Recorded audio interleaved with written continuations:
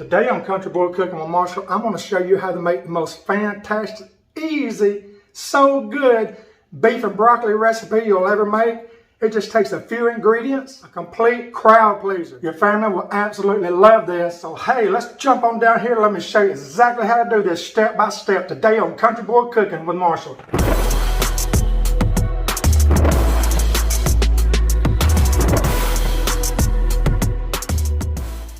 Okay, let's start with our garlic. I got 3 or 4 cloves here. I'm looking for 2 teaspoons. I'm gonna put it in my garlic press here. Check this thing out.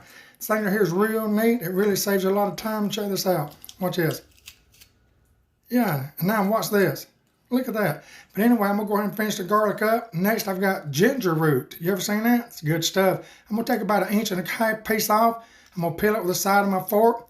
I'm gonna chop it up in little pieces just to go into my press here. If you ain't got no press, mince it well.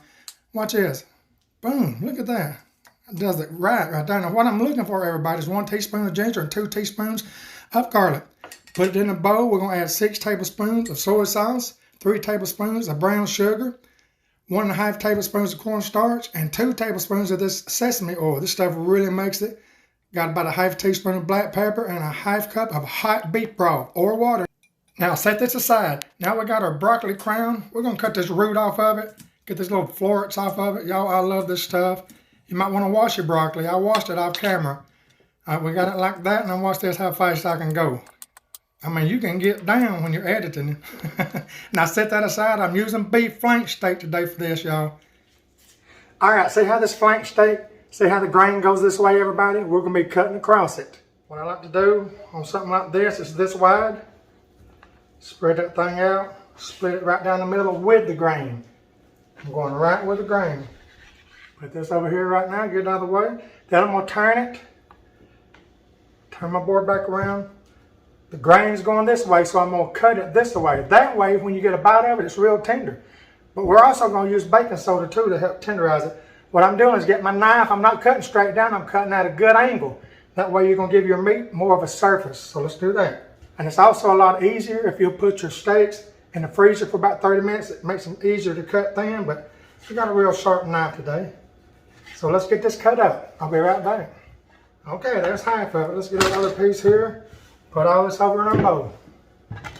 Do the same thing with this one. This right here is 1.5 pounds, by the way. You can get away with 1 pound. But I'm gonna cook it all today. Let's get it cut up. Okay, there we got it. See this? See how thin it is? That's what you're looking for. Next, we're putting it in our bowl. Get this out of the way right now. We're going to put about 1.5 teaspoons of baking soda on it. Don't put no more than that, just 1.5 teaspoons. Sprinkle it all over it. What I usually do now is give it about 1 tablespoon of soy sauce. Make sure your hands are clean because you're fixing to go in. Get that baking soda all on this meat. Mix it all around. Mix it well. This is going to help further tenderize this meat, y'all. It's going to taste just like it came from a Chinese restaurant because this is what they do. If you ever wonder how their beef is so tender, baking soda every time. I'm going to mix this around a good minute here. I ain't trying to turn my meat up. I'm just picking it up, flopping it over. All right, we're going to let this sit for about 10 minutes. I'll be right back. Okay, now we got all the meat and everything chopped up. We got everything ready. It's time to come to the stove top. I'm putting in about a good tablespoon and a half of oil. I like using olive oil. Now let's put all of our broccoli florets in there. And then we're going to stir them around. I got this right here on a medium now, everybody. We're going to stir this around about 6 minutes. You can also blanch them if you want to, but I find it unnecessary. I usually put about 2 or 3 or 4 tablespoons of water with it. We're going to stir this around about 5 minutes. I'm just getting them soft a little bit, but I don't want them to be mushy. That's the main thing. You don't want them to be mushy. Like I say, I'm not trying to brown them or nothing. I know it says them, but it's from all that water that's in them.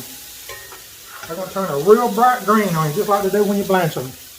Okay, it's been about 5 minutes. Let's get these off and set them aside a second. Can you see how green they are now?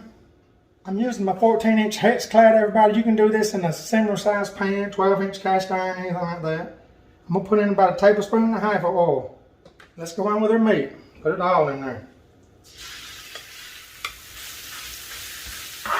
I'm going to try to get all single file line all I can. We're going to let this stuff cook 2 or 3 minutes per side. I've got my heat right now on about a good medium to just a little bit on medium high. Right here's a Hex Clad 14-inch pan.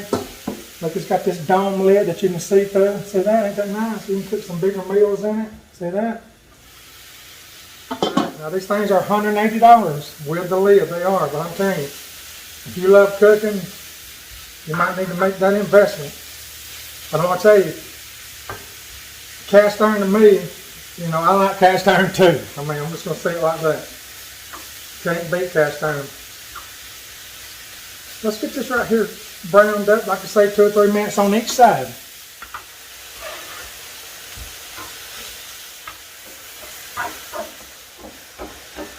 Okay, we got our meat good enough, everybody. What I'm going to do now, I'm going to give the mixture we made to start with another good stir.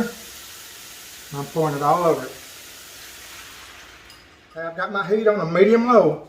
Now what I'm going to do is stir this, saute it around a little bit until our juices, until our liquid mixture thickens up. Y'all, ain't this so easy? I told you it would be. It'd be so good. Man, the whole kitchen's smelling right now. See, I can see my sauce thickening up. See it? See how it stays over there?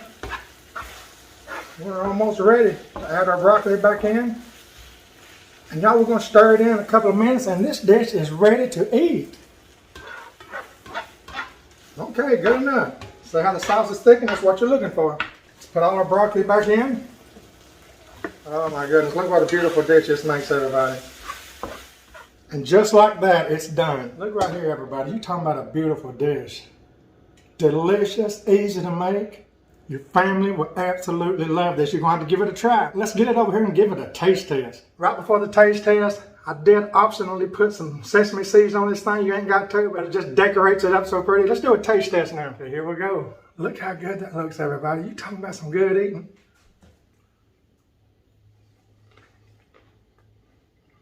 Mmm. 2 thumbs up.